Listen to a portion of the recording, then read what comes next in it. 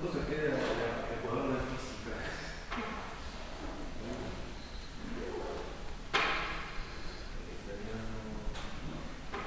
Bien, vamos a comenzar.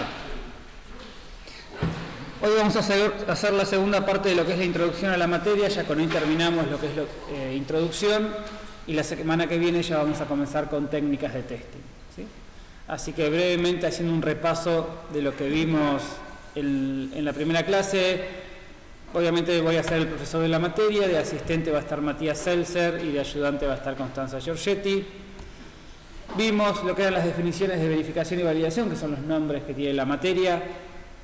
Por un lado, cuando hablamos de verificación, lo que estamos diciendo es si estamos construyendo bien eso que estamos construyendo, si la forma de construirlo es la correcta, si los materiales que estamos usando son los correctos. Es decir, estamos viendo desde adentro la cosa.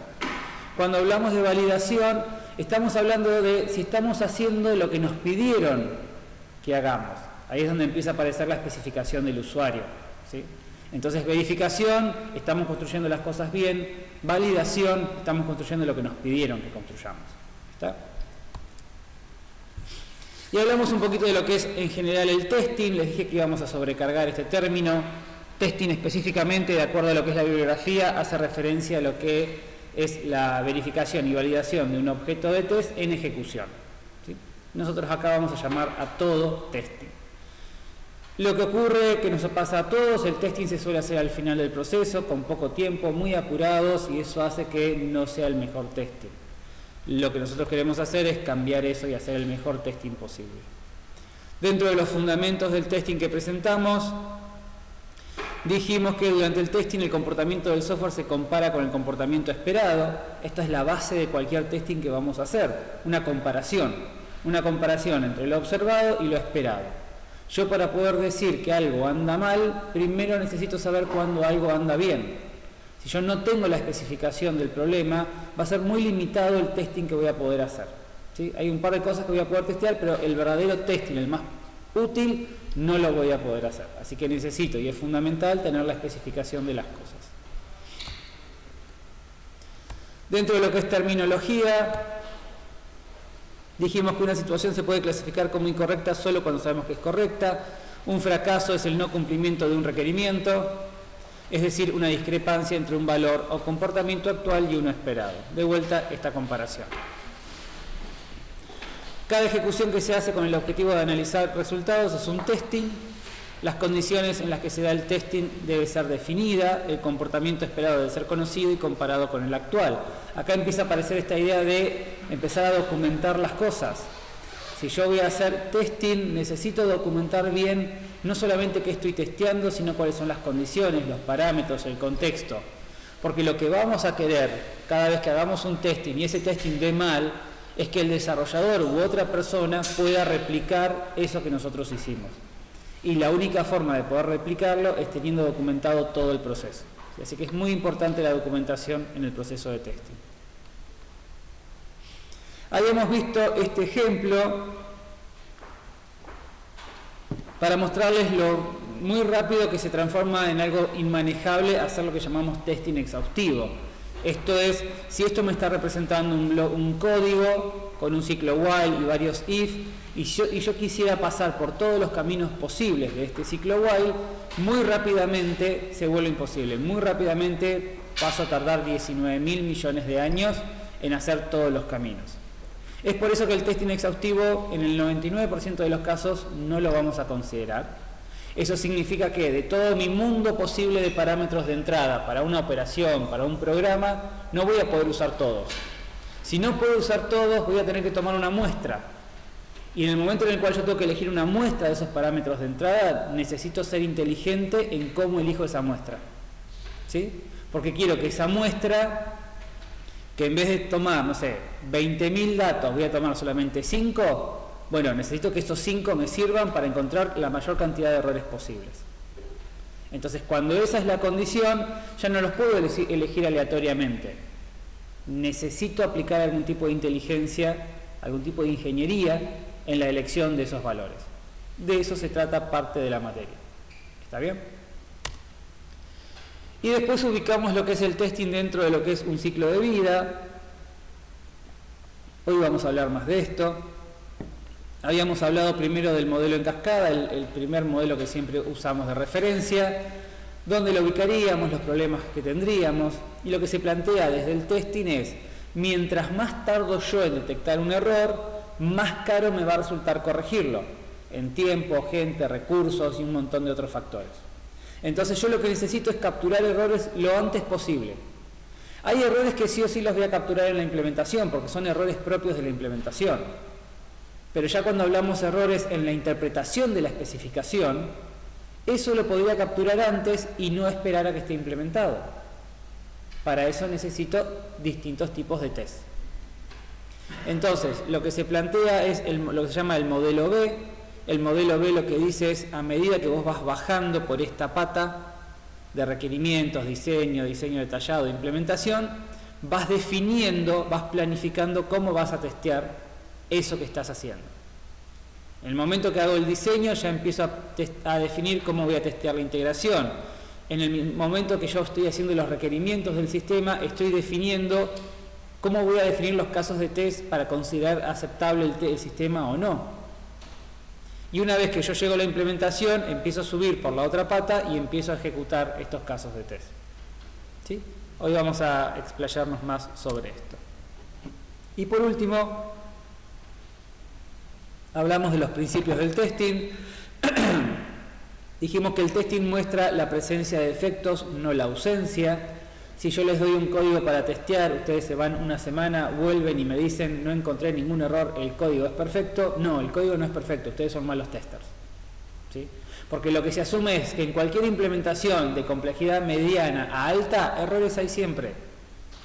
Porque el error no es una representación de que el programador es malo, está en la naturaleza y la implementación de cualquier código complejo. Entonces, no encontrar errores no quiere decir que no hay errores. ¿Sí? Solamente afirmamos que hay errores cuando los encontramos. ¿Está bien? El testing exhaustivo no es posible porque es muy costoso, lleva mucho tiempo, son demasiados casos y a veces directamente es imposible hacerlo. El testing tiene que empezar lo más temprano posible, de vuelta para capturar errores lo más temprano posible.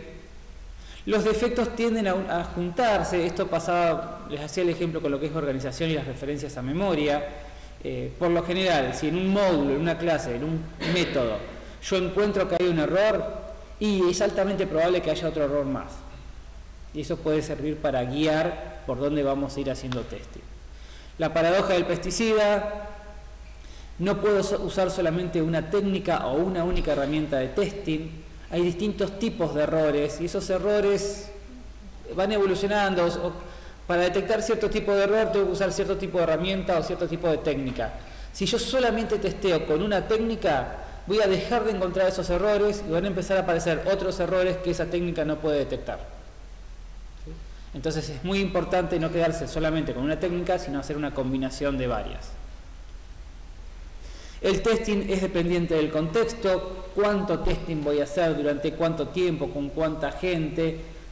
Eso va a depender de lo que estoy haciendo, ¿sí? Va a depender del proyecto, de qué tan crítico es un módulo, y ese es el contexto que tenemos que analizar para definir cuánto trabajo le vamos a poner al testing en un proyecto. Y por último, no tenemos que asumir que porque hayamos corregido todos los errores, el sistema va a ser útil, ¿sí? La utilidad de un sistema va más allá de su funcionalidad. Por eso es que también vamos a ver los testing de usabilidad. ¿Sí? Otro aspecto que queremos evaluar de nuestros sistemas. ¿Está bien? Bien, y ya ahora arrancando con la clase de hoy, vamos a ubicar el testing en el ciclo de vida del software. Vamos a ver que eso da lugar a distintos tipos de test y vamos a ir presentando cada uno de ellos. Básicamente a lo largo de la materia vamos a ir viendo técnicas que se encuadran en cada una de estas clasificaciones que vamos a ver hoy. Si arrancamos con el modelo B, un poquito más resumido, yo lo que tengo es una pata de la B, que es el modelo en cascada, y otra pata de la B, que lo que hace es espejarlo y definir los distintos tipos de test. ¿Sí? Dentro de estos tipos de test tenemos lo que llamamos los testing de unidad, los testing de integración, de sistemas y de aceptación. Acá lo que voy a hacer es dar una gran clasificación de técnicas, ¿sí? Esta clasificación que se presenta como blanco, negro, estático, dinámico, positivo, negativo, suena muy binaria, en la práctica nunca es tan binaria, ¿sí? En la práctica hay muchas zonas grises y no está mal que eso pase. Simplemente que a nivel de la bibliografía y de la forma de presentarlo, es más fácil presentarlo como blanco y negro, y la realidad es que después hay un montón de puntos intermedios, ¿sí? En este modelo, el testing toma la misma importancia que el resto del diseño y el desarrollo, ¿sí? Y en parte es lo que queremos, aunque al final del día no se pueda lograr lo mismo, lo que queremos es que tenga la misma importancia.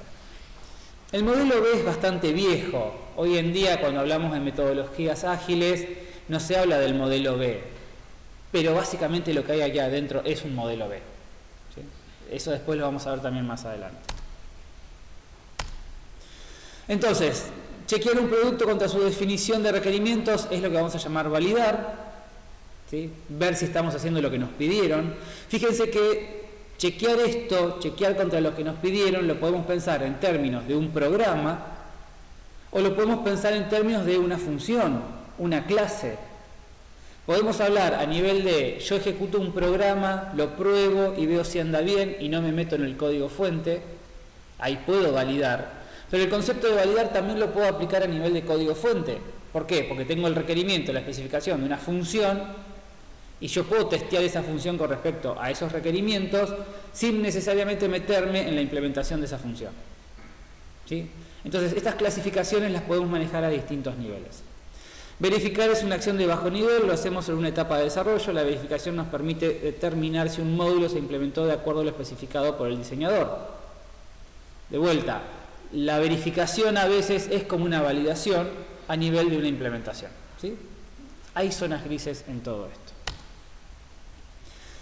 Yo puedo verificar una clase mirando su código, eso es algo que lo hacemos mucho en cualquier materia, en TDP, en IPO. Yo puedo testear el código del alumno mirándolo. ¿Por qué? Y porque yo ya conozco los errores más comunes, entonces no hace falta que lo ejecute. Yo miro cómo manejó un if, miro cómo hizo un while, y ya le digo, no, mirá, acá estás haciendo un do while y debería ser un while do. ¿Tuve que ejecutarlo? No. Lo miré, lo entendí y ya detecté un error. Eso se llama testing estático, ¿sí? Cualquier técnica que a mí me permita testear un código sin su ejecución va a ser estático. Y lo ventajoso de lo estático es que ese código puede estar incompleto. Pensémoslo del otro lado. Cuando yo ejecuto cosas, para poder testearla lo vamos a llamar testing dinámico. Pero para hacer testing dinámico tengo que ejecutar. Para poder ejecutar, ¿qué necesito? Que compile y que no tenga errores. Y de vuelta, tiene que estar completo el código. Para poder llegar a hacer un testing dinámico, tengo que esperar mucho. Son muchas cosas que tienen que pasar para yo llegar a la instancia de poder ejecutar un código. Tengo que esperar que el programador termine de programarlo, que esté seguro que compila y que esté andando. Y de nuevo, si hay errores que yo puedo capturar lo más temprano posible, va a ser mucho más barato corregirlo. Y ahí es donde entra el testing estático. ¿Está bien? Quizás, antes de esperar a que el programador termine con un módulo, en cualquier momento le puedo decir a él, che, mandame por mail tu clase nave espacial. No, pero no la terminé, mandámela igual, no hay problema. Yo la miro y estoy haciendo un testing estático. ¿Sí? Tengo una duda. ¿Siempre para hacer testing tienes que conocer el lenguaje que estás testeando? No.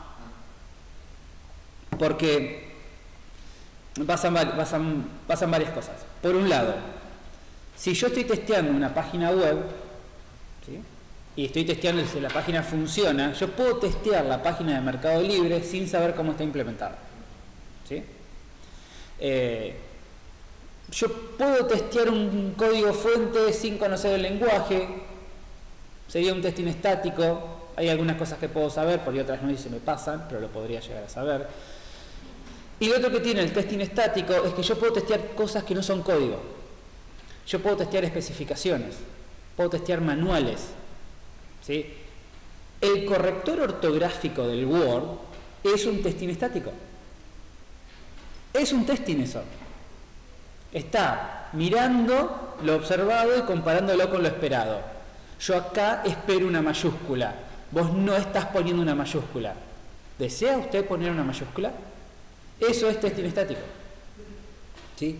Eclipse, cada vez que nos dice, che, vos acá estás usando una variable que nunca la asignaste, eso es testing estático. Eclipse nos está marcando un error sin ejecutar el código. Eso es testing estático.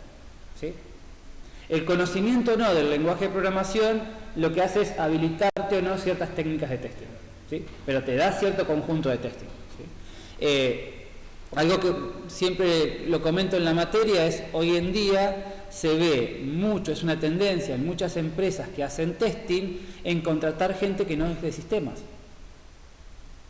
¿Por qué?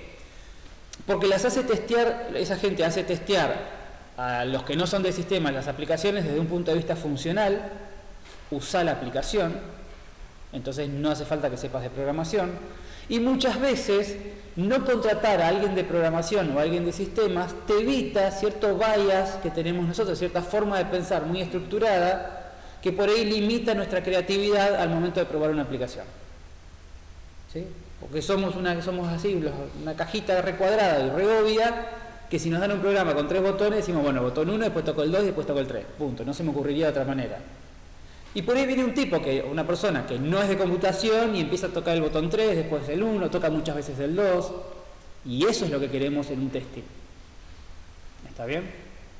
Y ahí no hace falta conocer el lenguaje ni nada por el estilo. ¿Sí?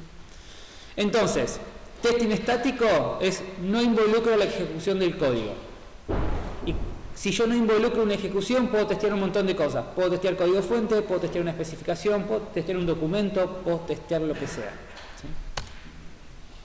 Por el contrario, testing dinámico involucra la ejecución del código. ¿Sí? Acá estamos hablando de ejecutar algo y ver qué pasa. Así que esto involucra la ejecución del código. Yo puedo verificar una clase ejecutándola y comparando la salida de un método con el esperado. Yo puedo ejecutar un exe y empezar a usar la aplicación, y eso es un testing dinámico. ¿Sí? Hay una ejecución involucrada. No puedo hacer un testing dinámico sobre una especificación, sobre un documento, sobre un manual, nada de eso. ¿Sí?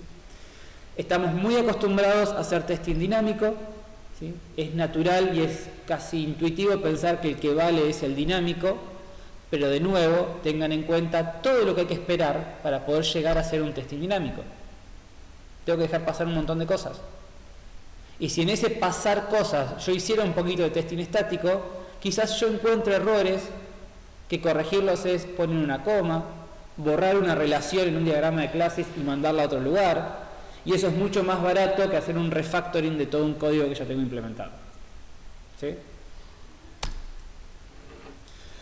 Yo puedo verificar una clase sin considerar su código, puedo chequear que una función f cumple con la especificación ejecutándola y comparando los resultados. Eso es lo que vamos a llamar testing de caja negra. ¿Sí?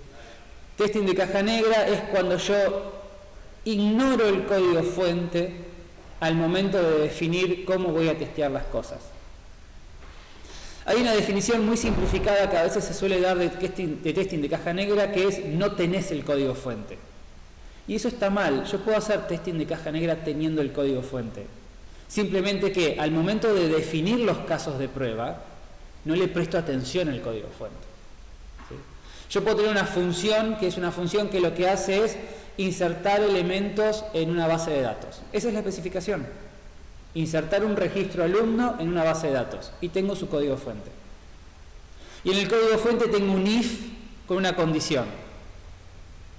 Yo puedo mirar esa condición y decir, si yo esta condición la hago falso, me parece que eso no anda. Voy a probarlo. Eso que estoy haciendo es un testing de caja blanca. ¿Por qué? Porque lo que me motiva para testear y la forma como estoy armando los datos de entrada para hacer la ejecución del caso de test se basa en un conocimiento que tengo del código fuente.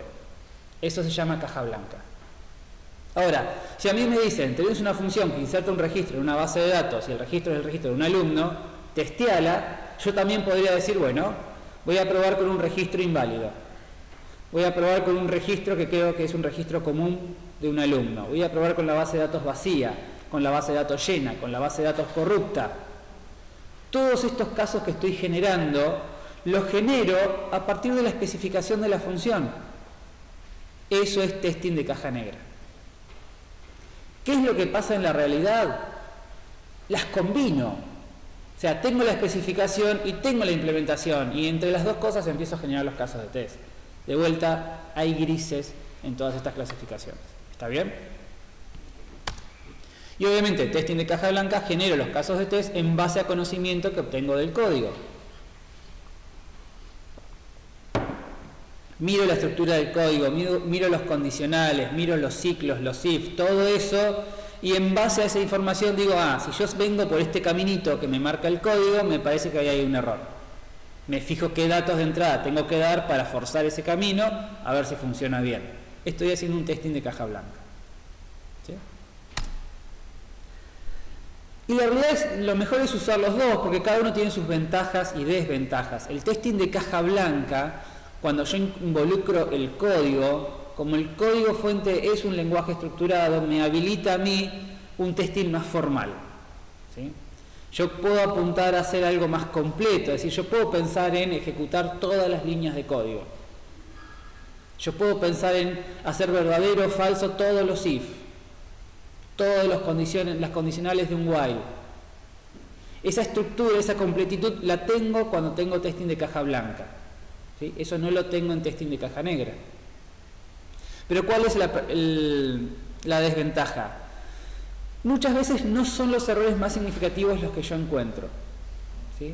Haciendo un testing de caja blanca yo puedo encontrar, mira, si este entero es un 0, acá me salta una excepción. Perfecto. Pero lo que puede llegar a pasar es que ese error, desde el punto de vista del uso de la aplicación, nunca ocurra. Porque es un camino que nunca se ejecuta. ¿Está bien? Entonces la desventaja que puedo llegar a tener con el testing de caja blanca es, voy a encontrar muchos errores. No necesariamente son errores significativos. Obviamente es un error y yo pretendo corregirlo. Pero la realidad es que yo podría armar un ranking de errores. De errores muy importantes a errores muy tontos. O errores que me tiran abajo la aplicación y errores que el usuario nunca se da cuenta que existen. En ese ranking, yo lo que pretendo, como de vuelta, no puedo encontrar el 100% de los errores, porque va a ser mucho trabajo, es enfocarme en el top 10. ¿Sí? El testing de caja blanca no me ayuda a enfocarme en ese top 10. Sirve, pero tiene esta limitación. ¿Qué es lo que ocurre con el testing de caja negra? Me va a ayudar a encontrar ese top 10. Porque el testing de caja negra lo puedo pensar en términos de la especificación y de última lo puedo pensar en términos de un usuario usando la aplicación. Entonces, si yo agarro un tester, una persona, y la pongo a usar la página de Mercado Libre, va a encontrar los errores que el usuario va a encontrar. Seguro. Y esos son los más significativos. ¿Cuál es el problema? Como trabajamos en base a una especificación, a un documento que probablemente sea un texto escrito en castellano, no tengo este lenguaje estructurado que tengo en un código fuente. No tengo esta formalidad que tengo en un lenguaje Java. Entonces no puedo ser tan metódico como soy en el testing de caja blanca. No puedo hablar acá de ejecutar todas las líneas de código, ejecutar todos los condicionales. No tengo eso acá. Tengo algo más abstracto, una oración en castellano.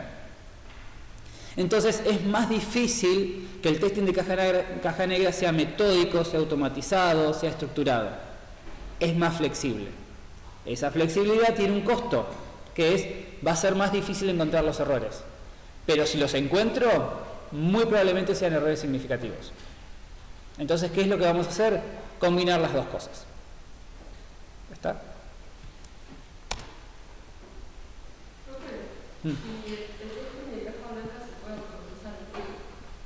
En cierto nivel sí, no es fácil. Pero no sé si se puede, en el caso que pueda ser automatizado, no se puede hacer automáticamente el ranking y te diga estos son los errores más importantes. No, porque, a ver, vos podrías llegar a hacer cierta automatización del testing de caja blanca y vas a encontrar muchos errores. Es muy difícil, desde un punto de vista de una automatización, decir este error es importante o este no. Porque vos vas a decir, bueno, encontré un error donde si ingreso un 1 me devuelve un 2 y tendría que haberme devuelto un 3. Clasificar eso como un error importante o no, solamente lo vas a saber si podés ver la aplicación desde afuera. Es decir, bueno, ¿qué impacto tiene ese error en el uso del programa? ¿Está bien? Y eso es muy difícil de hacer a nivel automatizado. Lo que sí podría llegar a hacer es, bueno, hacer algún tipo de automatización que te diga, bueno, encontré 250 errores. ¿Cómo los clasificás? Y ahí ya pasás a alguien que los mire y vea qué efecto tiene en la aplicación. ¿Está bien? A nivel de caja negra también ya hay cosas que hacen automatización, ¿sí? Y eso también ayuda mucho en este proceso. Pero no es tan completa como puede ser a nivel de caja blanca. ¿Está bien? Bueno, los test de caja blanca detectan entre el 50 y el 75% de los errores, pero no son los errores más fáciles son los errores más fáciles de encontrar y por ahí no son los más significativos. Los test de caja negra detectan un porcentaje menor de errores, pero son los errores más problemáticos y más significativos, ¿sí? Haciendo una combinación de estas dos cosas, uno atrapa un paquete importante de errores. Ahora bien, si vemos esta clasificación que hay acá, son distintos tipos de testings, ¿sí? Que se hacen en momentos distintos por gente distinta. Y el primero que aparece es el testing de unidad, o también se llama testing de componentes, ¿sí? Básicamente, cuando uno hace un desarrollo, tiene algo que denomina la unidad. Y la unidad, el concepto de unidad, puede cambiar de proyecto a proyecto, de lenguaje a lenguaje. La unidad puede ser un procedimiento, la unidad puede ser una clase, la unidad puede ser un conjunto de clases, eso puede cambiar. Pero el testing de unidad es el testing de la cosa más chiquita que yo tengo, que considero una sola cosa. Uno puede decir, bueno, para mí en TDP mi unidad era la clase. Perfecto, entonces testing de unidad es testing de esas clases. Es el primer test que se hace sobre código. La unidad puede ser una clase, módulo, función y va a depender del lenguaje y el paradigma. La idea del testing de unidad es tomar esa unidad y estar absolutamente seguro que esa unidad funciona bien, ¿sí? Es apuntar todos los cañones a esa unidad y decir, perfecto, esta unidad, la unidad está bien hecha. Y para hacer eso la primera regla es cortar toda dependencia de esa unidad con el mundo, ¿sí? Porque si yo tengo una dependencia de esa unidad con otra unidad, yo necesito estar seguro que esta unidad funciona bien. Entonces, quiero sacarme la probabilidad de que sea la otra unidad la que hace que esta ande mal, ¿sí? Eso no lo vamos a hacer acá. Entonces, en el testing de unidad, si yo tengo algún tipo de vínculo entre mi unidad A con la unidad B, C y D, necesito cortar esos vínculos. Que ya de por sí... Para eso se usa últimamente, que es lo de inyección de dependencias. Sí, hay varios frameworks que permiten ayudar en eso. Hay muchas formas de cortar esos vínculos, algunas son muy sencillas, otras ya implican una complejidad más alta. Pero lo que se tiene que entender es esto: el testing de unidad es un testing de aislación, ¿sí? Aislamos la unidad y después nos fijamos si funciona bien. ¿Qué va a hacer si la unidad depende de la B, testear primero la B, asegurar si anda bien y si por lo entonces ahora testear? No, en testing de unidad vos todo lo testeás en forma aislada. Si A depende de B, vos tenés que cortar ese vínculo. Vos podés testear B, ¿sí? Ponele que B no dependa de nadie. Vos testeás B y comunidad B funciona bien. Cuando vas a A, igual cortás el vínculo.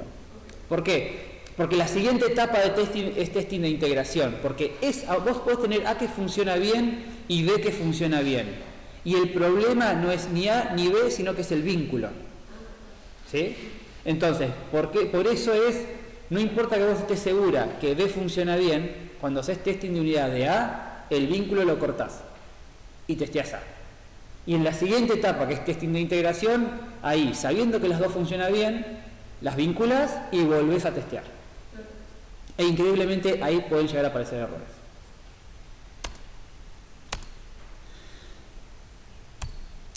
El testing de unidad, la aislación a veces es complicada. Uno puede decir, bueno, Tengo que cortar el vínculo, hago una referencia nula, comento una línea de código. Esas son formas como yo puedo lograr la aislación. Pero lo que hay que mantener siempre en mente es, cualquier modificación que yo haga sobre el código potencialmente me está insertando nuevos errores. Entonces, soluciones del tipo, hago una referencia nula, comento una línea de código, son modificaciones sobre el código que me pueden estar insertando nuevos errores. Entonces, en muchos casos lo que se busca es cómo logramos la aislación sin modificar el código. Y ahí es donde empiezan a aparecer un montón de frameworks. Estos frameworks lo que buscan es meterse en esas dependencias, afectar esas dependencias sin que uno tenga que afectar el código. ¿Sí? Hay un ejemplo que yo doy es, imaginen que tienen un programa que maneja fechas. ¿Sí? Y ustedes saben que, por una especificación del programa, el 24 de febrero el sistema tiene que hacer una cosa en particular. ¿Sí? El sistema siempre ejecuta la función A, excepto el 24 de febrero, porque el 24 de febrero tiene que ejecutar la función B. ¿Sí? Es un servidor que está funcionando. ¿Cómo lo prueban? No pueden cambiarle la hora al sistema. ¿Cómo prueban que eso anda bien? Díganme la primera solución que se les ocurra, no hay problema, no hay una respuesta incorrecta en esto. Pero ¿cómo te asegurás vos que el sistema el 24 de febrero ejecuta B? Yo no quiero, acá no estoy planteando de ejecutar ver si B funciona bien. Yo lo que les pregunto es, ¿cómo hacen ustedes para estar seguros que un 24 de febrero el sistema ejecuta B? Una opción es hardcodear la fecha. ¿Sí? Es una opción obvia, está bien. ¿Qué es lo que haría?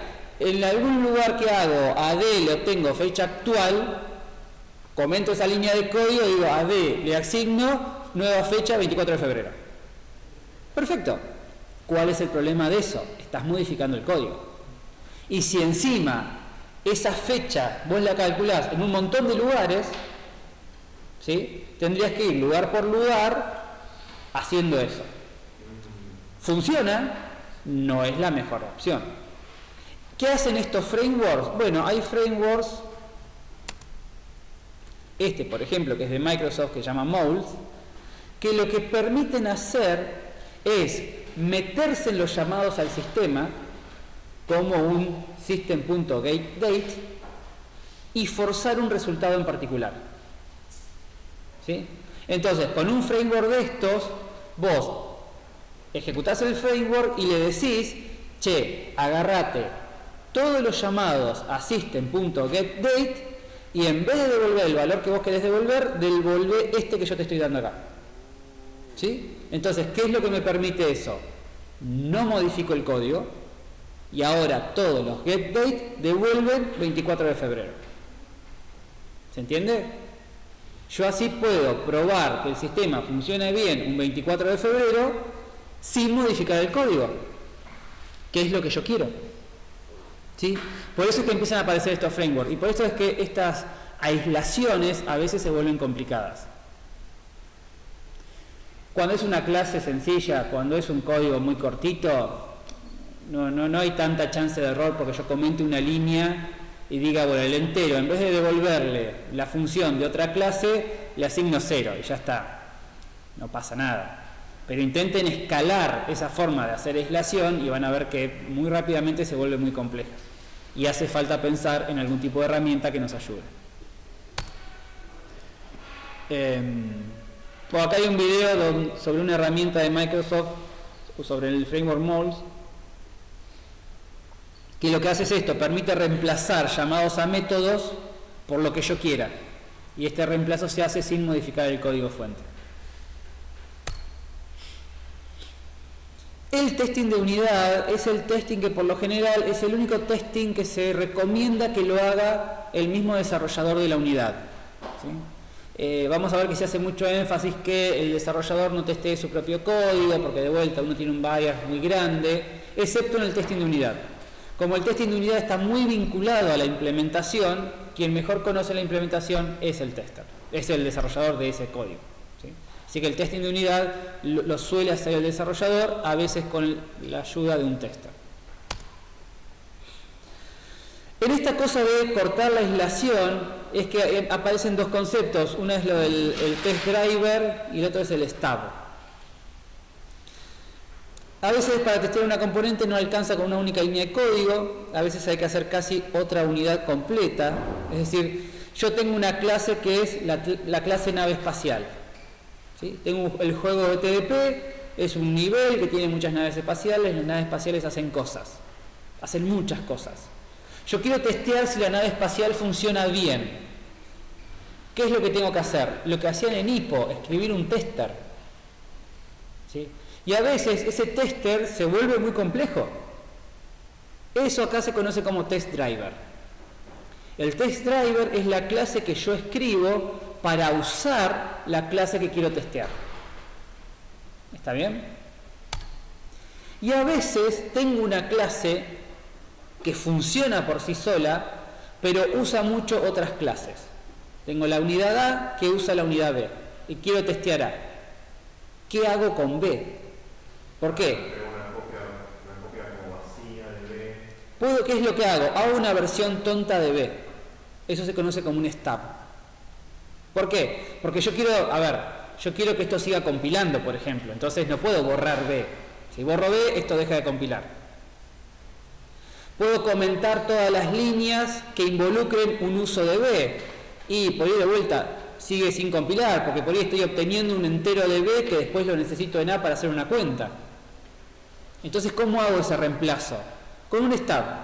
¿Sí? Un stub es una nueva clase que probablemente tenga la misma funcionalidad que B, pero en vez de tener toda la complejidad que tiene B, no sé, todas las consultas devuelven verdadero, todos los enteros devuelven 0, lo que sea que haga falta. Lo que sea que haga falta para yo poder testear A en aislación. ¿Está bien? Eso se conoce como un stub. Entonces, cuando yo tengo una relación así, un A que conoce un B, si quiero testear A B lo transformo en un stub. Si quiero testear B, voy a necesitar un driver que lo use a B. ¿Sí? De acuerdo a cómo nosotros organicemos el testing, muchas veces vamos a necesitar muchos stubs o muchas veces vamos a necesitar muchos drivers. El objetivo de este testing es asegurar funcionalidad y completitud. La componente hace todo lo que se requiere, no hace más, no hace menos y lo hace bien. Esa es la salida que nosotros queremos obtener. También se busca lo que se conoce como solidez y robustez. ¿Sí? La componente es sólida, quiere decir que la componente no se rompe. La componente es robusta, quiere decir que si la componente se rompe, no hace un desastre. ¿Sí? Manejo de excepciones, ese tipo de cosas. Que la componente haga todo lo que tiene que hacer es básicamente validación. Que la componente lo haga bien, eso básicamente es verificación. ¿Sí? Mirar, ¿sí?, que están todos los métodos que tienen que estar en una clase de acuerdo al diagrama de clases es básicamente hacer una validación. Y fijarse que los métodos funcionen bien es básicamente hacer una verificación. ¿Está?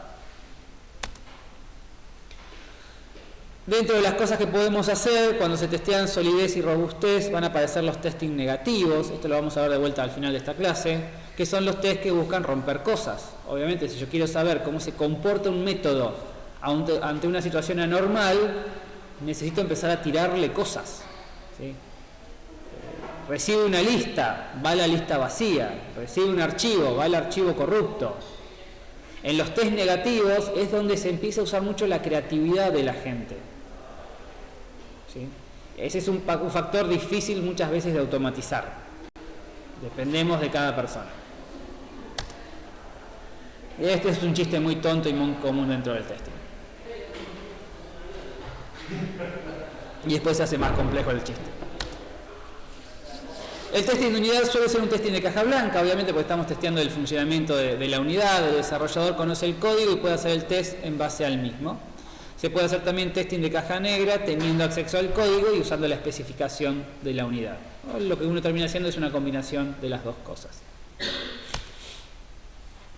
Los test de unidad se pueden automatizar a cierta medida, a esto se lo conoce como Test First Programming o Test Driven Development. En estructuras usaron JUnit. JUnit es una herramienta para automatizar testing de unidad. En estructuras usan JUnit. Ah, Sí, sí. sí, pero él está poniendo cara de no, por eso. No me acuerdo. Básicamente en JUnit lo que yo estoy haciendo es la base del testing, hago una ejecución y comparo lo observado con lo esperado. ¿Sí? Espero algo igual a esto, espero algo que no sea nulo. Esas afirmaciones, esos assert que yo hago con JUnit, básicamente es eso, la comparación observado y esperado. Y JUnit está pensado para nivel de unidad. Fíjense que con JUnit yo puedo empezar a definir mis casos de test antes que el desarrollador empiece a desarrollar la unidad. Solamente tengo que conocer la interfase de la unidad. ¿Sí? Tengo esa separación.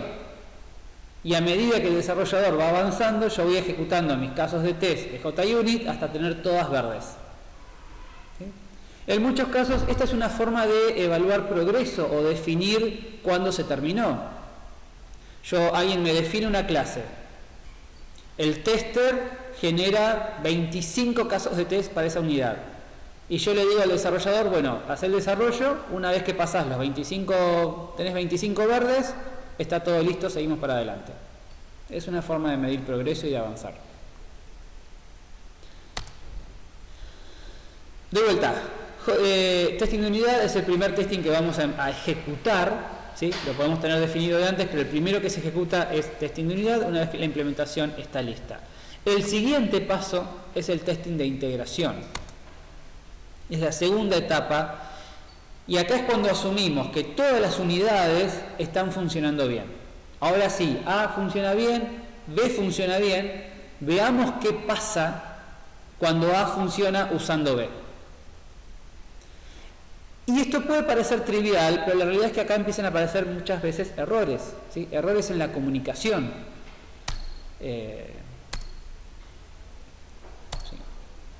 Errores en los formatos. Yo espero un real y yo que espero un real, yo funciono bien. Y esta clase funciona bien, pero está pasando un entero. Y cuando las testeo por separadas, funcionan bien, porque esta pasó un entero y como esta esperaba un real, pero no hizo nada, no pasó nada. Esta esperaba un real, cuando la testeé y le pasé un real, funcionó bien. Pero cuando la junto, ahí sí, esta le pasa un entero a esta y esta es un desastre. Y eso es algo que solamente lo encuentro cuando las dos trabajan en conjunto. Y en aislación funcionan bien. Eso es lo que busca detectar el testing de integración, ¿sí? Errores en los formatos, errores en el intercambio de información. Este es el ejemplo más que siempre se usa para los errores de integración. Esta es una misión, un satélite de la NASA que se mandó a Marte. El objetivo del satélite era orbitar Marte un par de veces. Mientras iba llegando a Marte tenía que frenar, no frenó. Se hizo pelota contra la superficie de Marte. Millones de dólares, 125 millones de dólares perdidos. Se fijaron qué es lo que había pasado. ¿Qué es lo que había pasado? El sistema que usaba este satélite lo habían desarrollado los norteamericanos y los ingleses. Estoy simplificando mucho el problema. En algún lugar había una función, ¿sí?, que recibía un entero. ¿Qué pasaba? Los ingleses interpretaban ese entero como en metros, los norteamericanos lo interpretaban como en pies. ¿No se dieron cuenta? Que fíjense que si yo testeo en aislación dos unidades que reciben un entero, van a funcionar bien. Ahora, ¿qué pasa con la interpretación de ese entero? Yo lo interpreto como pies, esta lo interpreta como metros. Me voy a dar cuenta del error cuando use las dos cosas juntas. Eso es lo que hace el testing de integración. ¿Está bien? Se define como integración a la conexión entre componentes para formar un sistema o unidad mayor. El objetivo de esta etapa es detectar fallas en las interfaces e interacciones entre componentes. No todas las unidades se terminan al mismo tiempo. Esto es un problema en términos de integración. ¿Cómo yo integro y en qué orden integro las cosas? Esto obliga a manejar diferentes tiempos de testing, ¿sí? El scheduling del desarrollo de componentes es un input importante para el tema de la integración. Una vez que yo defino cómo se va a armar mi sistema, tengo su arquitectura, tengo que empezar a planificar cuándo van a estar listas las cosas. Y en función de esos tiempos voy a saber cuándo puedo empezar a hacer la integración de las cosas. Porque, de vuelta, No quiero esperar hasta que esté todo listo para integrarlo. Yo quiero ir integrando mientras puedo ir integrando, porque de vuelta, mientras más temprano detecte un error, más fácil va a ser y más barato va a ser corregirlo. ¿Cómo hacer eso? Es complejo. Obviamente vuelven a aparecer estos frameworks, porque si yo tengo que A interactúa con B e interactúa con C, A con B, B con C. Yo quiero testear la integración de estas dos cosas, pero B todavía no está listo y A y C sí lo están. Bueno, yo puedo usar algunos de estos frameworks para meterme en B e igual ir probando la integración entre A y C, hasta que B esté listo y ahí sí meto B. Si todo lo que a mí me permita arrancar temprano, lo voy a querer hacer. Y después están los que son las estrategias, que es una visión más de alto nivel de cómo encaramos el testing de integración. Hay distintas formas de hacerlo. Una es la que se conoce como la top-down, ¿sí? La top-down es, de vuelta, piensen en el proyecto de TDP, donde yo tengo un JFrame, que vendría a ser como la raíz de un árbol, es el main, y ese main es el que empieza a usar un montón de clases, que a su vez usan un montón de clases, que a su vez usan un montón de clases. Entonces yo tengo una raíz y tengo hojas. Una forma de hacer el testing de integración es empezar con la raíz. Decir, bueno, arranco con el main. Pero si arranco con el main, muy probablemente lo de abajo no esté completo. Entonces, ¿qué es lo que necesito? Muchos stubs. No necesito un driver porque ya el main es el driver. Entonces yo puedo empezar con el main, empiezo por el primer nivel de este árbol, de última pongo algún par de stubs por varios lugares y empiezo a testear así. Y a medida que voy avanzando en la integración voy incorporando nuevos niveles de este árbol. A medida que incorporo un nivel, saco stubs y pongo el de la versión verdadera. Y así voy bajando. Eso es un top-down. Obviamente lo contrario es el bottom-up. Siguiendo con el proyecto de TDP, si lo piensan como un árbol, empiezo por las cosas más chiquitas. Empiezo testeando la clase Power y la clase Personaje, y el personaje que usa Power. Y el personaje que usa Power que está en un nivel. Y el nivel que usa un personaje que tiene Power que está en un mapa. Y así lo voy integrando desde abajo hacia arriba. Esta estrategia no requiere stubs, porque estamos empezando de lo más bajo y vamos subiendo, pero sí voy a necesitar drivers. Porque si yo quiero testear primero la mochila del personaje, necesito hacer una clase para usar la mochila. Si después quiero testear la integración del personaje que usa una mochila, necesito un driver que use el personaje que está usando la mochila. Entonces, esto requiere muchos drivers. La ad hoc es, a medida que vayan apareciendo las cosas, las vamos integrando, ¿sí? Esto nos va a ahorrar tiempo, porque ya sea top-down o bottom-up, esas me van a poner condiciones en los tiempos. Hasta que no esté la raíz o hasta que no estén las hojas listas, no las puedo testear. La ad hoc es, a medida que va apareciendo, lo voy integrando, ahorra tiempo, pero uso un poco de drivers y uso un poco de stubs. Hay una que se llama la backbone. Backbone es columna vertebral. En algunos casos, en algunas aplicaciones, en algunas arquitecturas, yo puedo detectar una columna vertebral donde todas las clases se van integrando, donde todas se van conectando.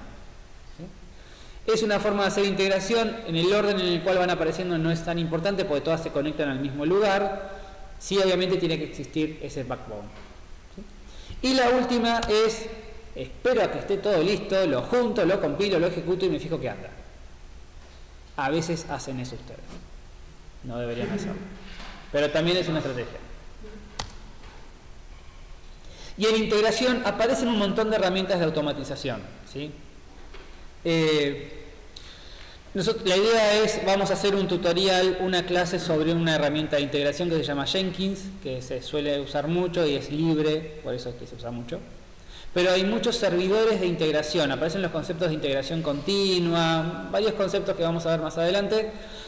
Estos servidores de integración lo que hacen es, tienen definida una batería de test, ¿sí? Que pueden ser los testing de unidad, más otros testing de integración, toda una batería de test, y cada vez que alguien hace un commit, ¿sí? Con un control de versiones, cada vez que alguien dice, terminé de hacer la versión nueva de una clase, hago un commit, automáticamente el servidor de integración hace toda la batería de test.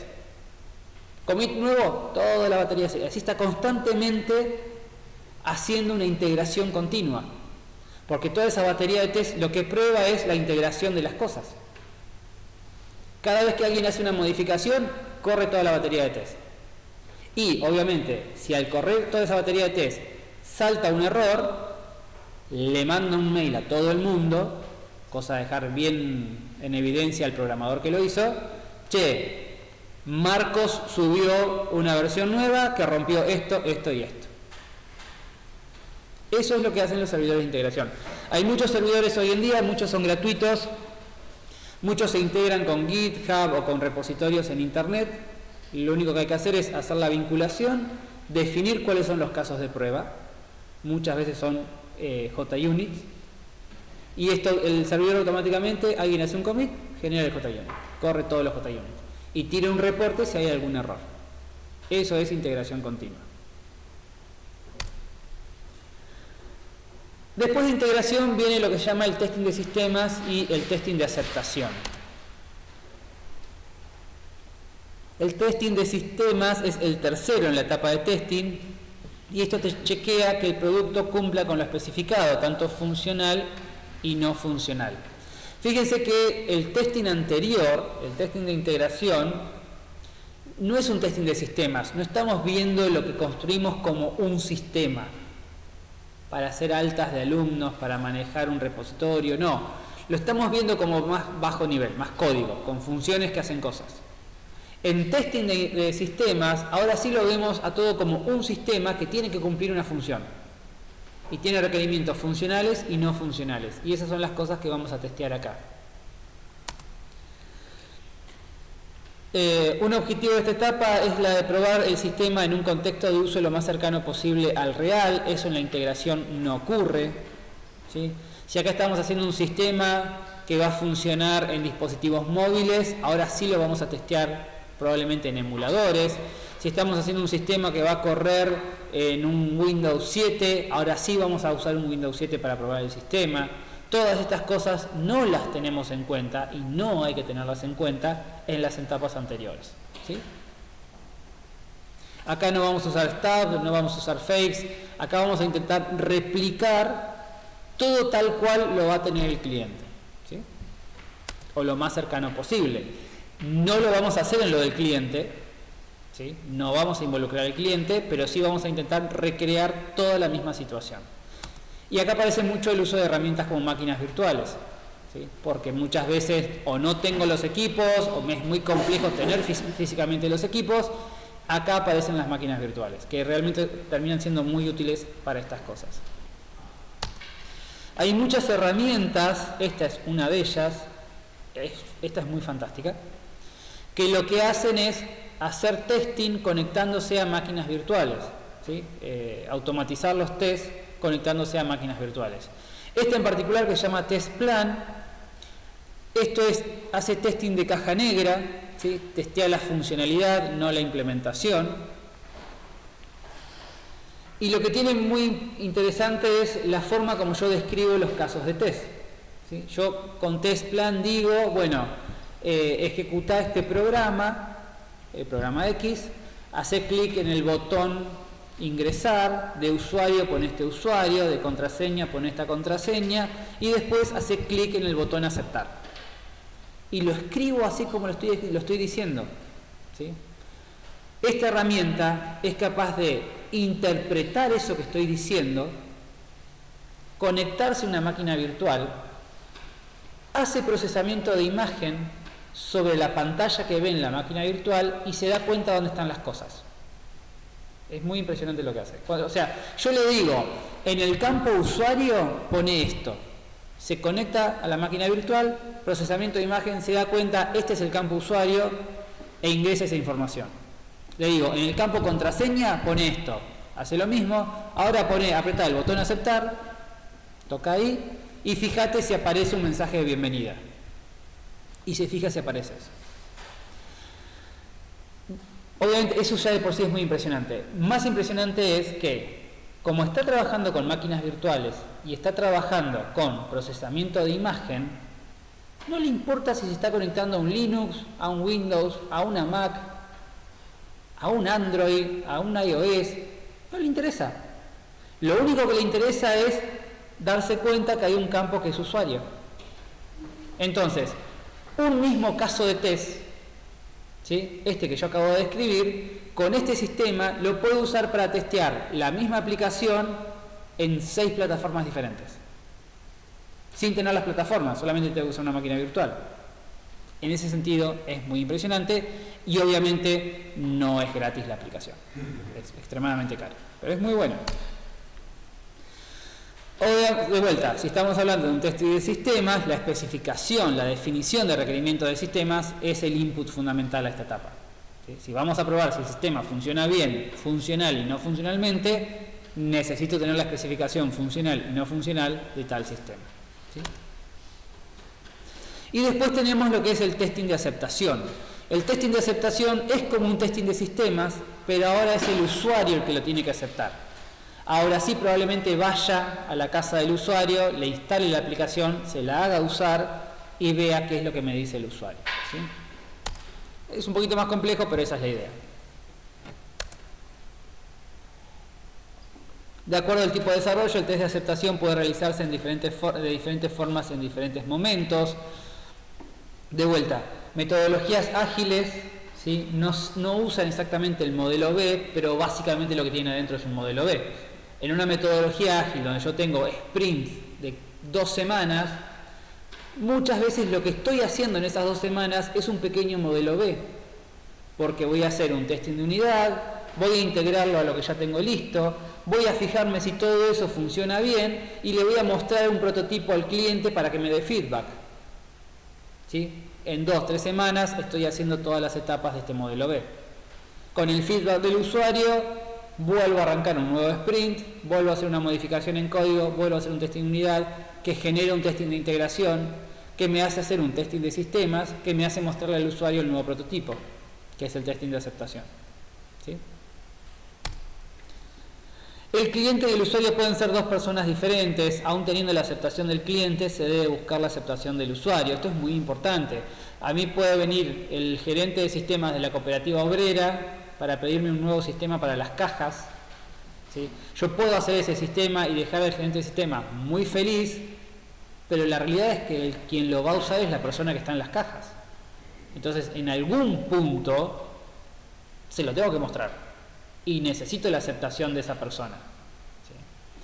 Por lo general, el gerente de sistemas ya sabe eso, pero a veces el usuario y cliente ni se conocen y no tienen tanta importancia entre sí, y hay que remarcar esto.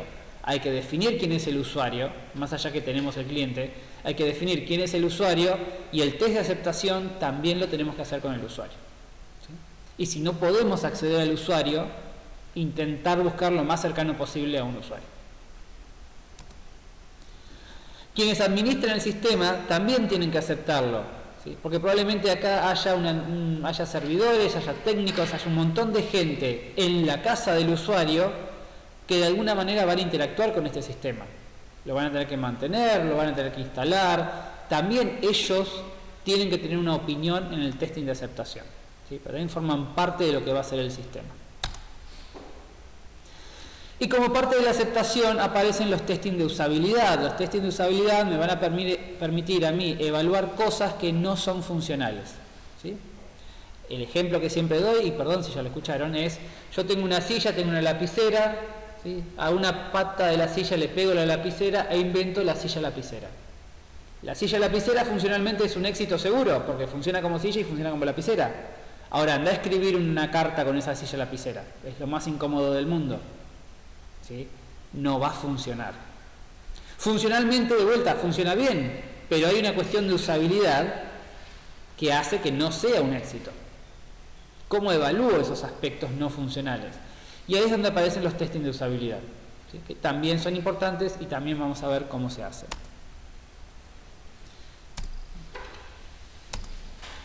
Y por último, en general todos los tests que hagamos los podemos dividir en testing positivos y testing negativos. ¿Sí?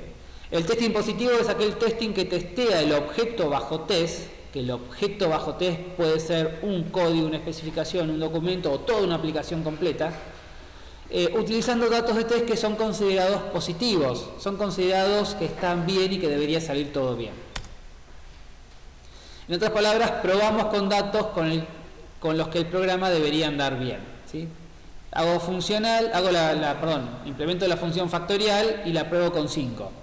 Sí, debería dar bien, es un test positivo. Esta definición está sacada de acá, esta página está buena, que tiene mucho material de testing, dice que el testing positivo es el testing que se hace dentro de los límites definidos por la aplicación, ¿sí? Y nos permite chequear que el producto o aplicación se comporte tal cual como la especificación lo determina. Si yo agarro una página y quiero testear el login de una página, ¿sí?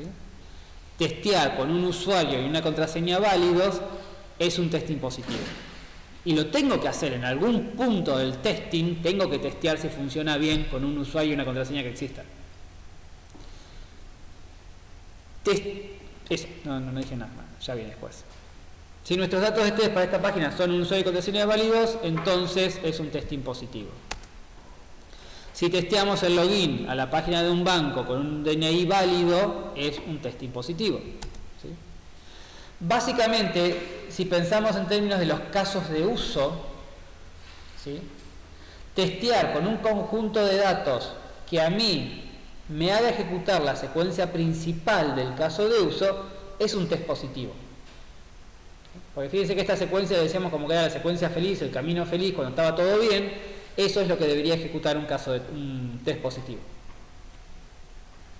Los casos de uso son un input importante a lo que es testing, ¿sí? Porque es parte de la especificación del problema.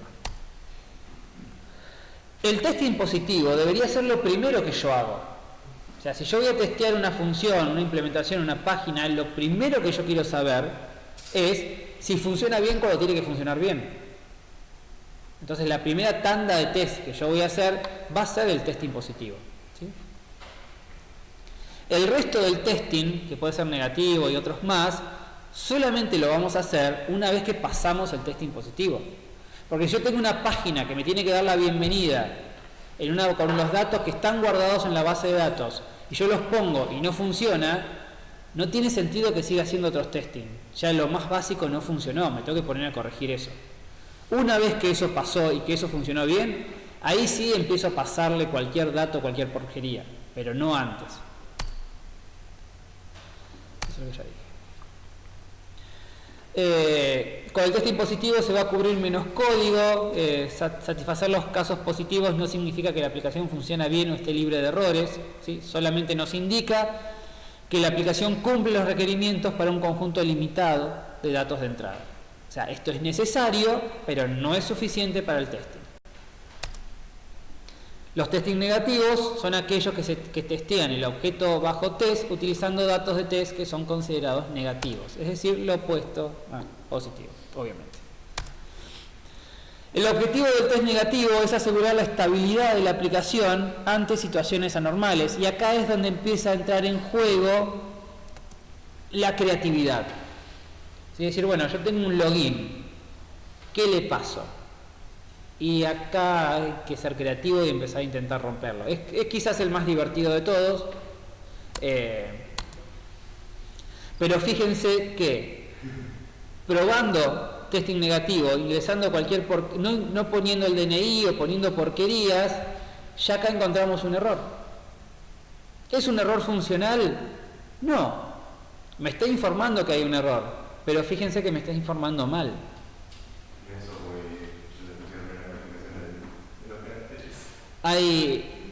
Me pasó una vez probando con el Banco Patagonia, que es el banco que tenemos en la universidad, haciendo el canje de puntos, termino en un error que aparece en portugués. Y Brasil no entendía nada. Así que llamo por teléfono al 0800 y digo, no, mira, me pasó esto, llegué a un mensaje que está en portugués. No, imposible, me dice la señorita. ¿Cómo va a ser en portugués? No, flaca, lo estoy mirando. No, pero bueno, listo. ¿Sabes qué vamos a hacer? Te voy a hacer el reporte del testing. Hace esto, ¿qué fue lo que empecé a decirle? Los pasos que yo había hecho. Hace esto, ¿qué estás mirando? Un mensaje en portugués. Por eso es tan importante, esto es un caso muy tonto, pero es tan importante la documentación, porque si yo le informo a alguien, che, me pasó esto y llegó un mensaje en portugués. No, imposible. Te digo que sí, que no. Bueno, vamos a hacerlo. Porque eso saca cualquier duda. Lo replicamos, vos lo ves y ya está la duda resuelta. Pero para eso tenemos que documentar. Porque lo peor que puede pasar es que yo le diga, no sé cómo llegué acá. No, a eso ya es como no haber hecho nada. ¿Sí? Bien, y así uno puede seguir probando. De vuelta, hay que ser creativo. ¿Sí? Y acá empieza a tener mucho en juego el perfil de la gente. ¿Sí?